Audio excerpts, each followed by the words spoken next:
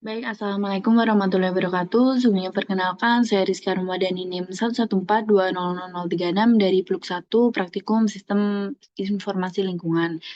Jadi di sini saya akan menjelaskan langkah-langkah dari acara 6, yaitu mengenai tracking GPS.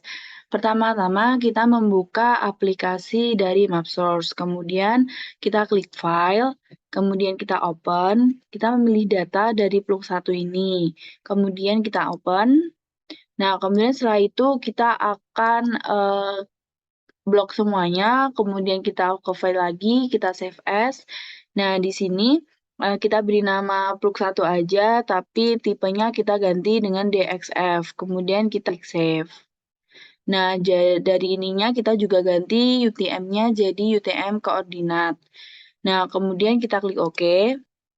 Kemudian, setelah itu kita akan beralih pada aplikasi ArcMap atau ArcGIS.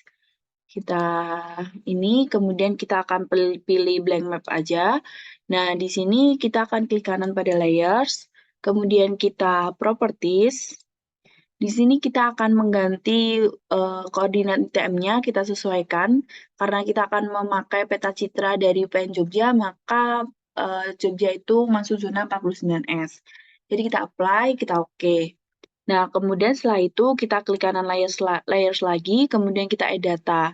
Nah, di sini kita itu akan memasukkan data dari peta citra UPN.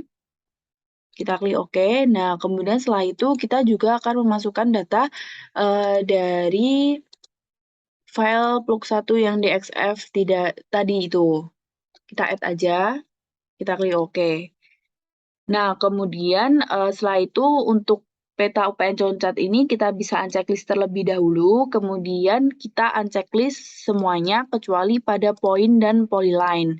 Nah, di poin ini kita bisa klik kanan, kemudian kita akan ekspor data. Nah, di sini kita akan beri nama menjadi poin.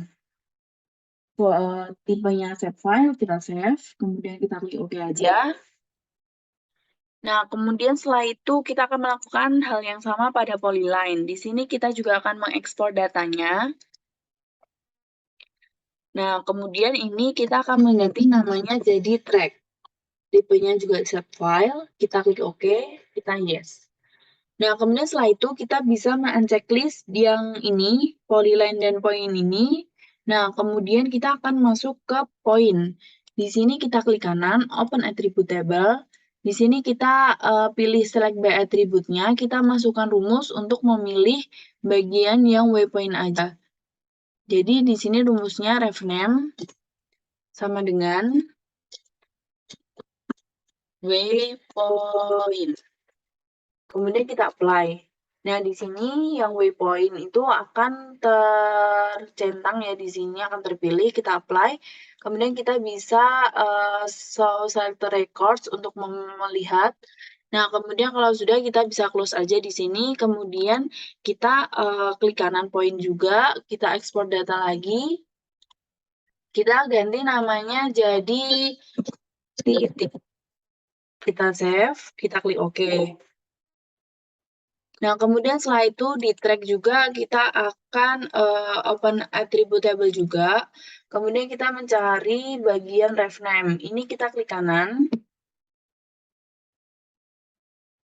Kemudian setelah itu kita sort ascending, kita pilih bagian yang atas dan yang track ini. Kita akan lihat di show selector records, kemudian kita bisa close saja. Sama dengan poin tadi, kita juga akan mengekspor data. Kita ini akan mengganti dengan nama jejak. Kemudian kita klik save aja, kemudian kita OK. Nah, kemudian kita bisa men-checklist bagian poin dan track ini. Kemudian di jejak, ini kita akan klik kanan, kemudian kita edit features, kita start editing.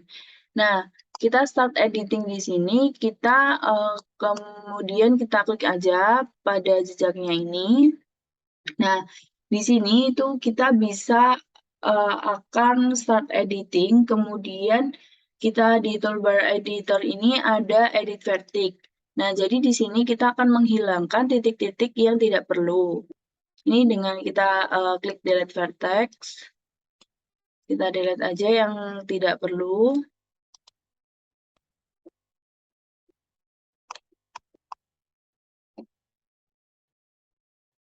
Kita cari lagi kira-kira.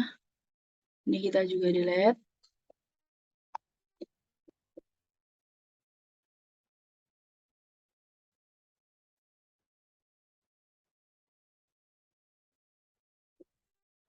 Nah, kemudian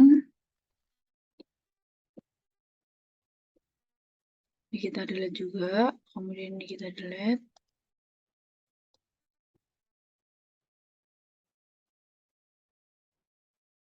Nah, kemudian ini terlihat ini belum menyambung, kita juga bisa menambahkan, ini kita giniin aja. Nah, kemudian kalau sudah kita bisa langsung di stop editing, kemudian kita yes.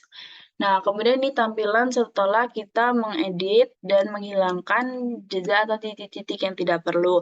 Nah, kemudian kita akan klik kanan jejak. Ini kita klik aja, kemudian kita akan mengganti simbologinya. Ini kita pakai yang putus-putus, kita beri warna merah dan ketebalannya kita atur. Kita klik OK. Nah, kemudian kalau udah, kemudian kita klik kanan pada titiknya.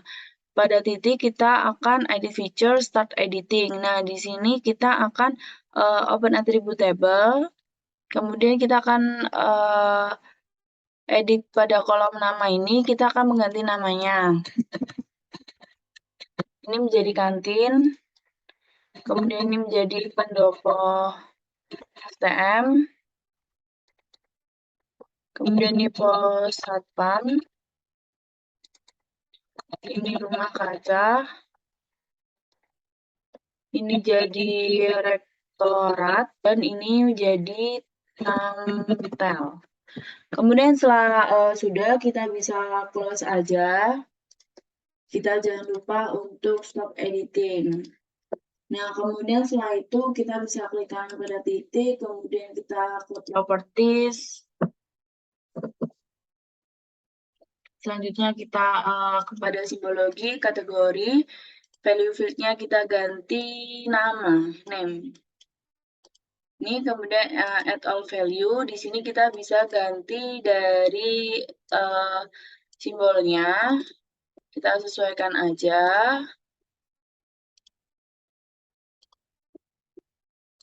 Kita sesuaikan.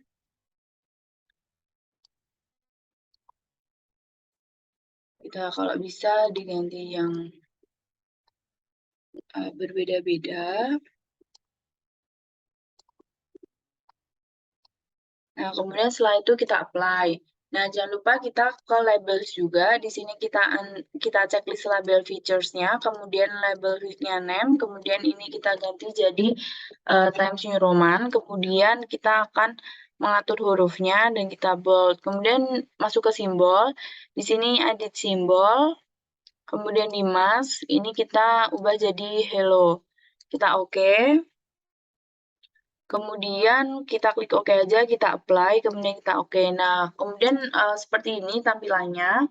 Kita juga bisa menceklis yang peta citranya dan seperti ini untuk mengetahui apakah benar atau tidak. Nah, kemudian setelah ini kita bisa save aja. Kita ganti namanya.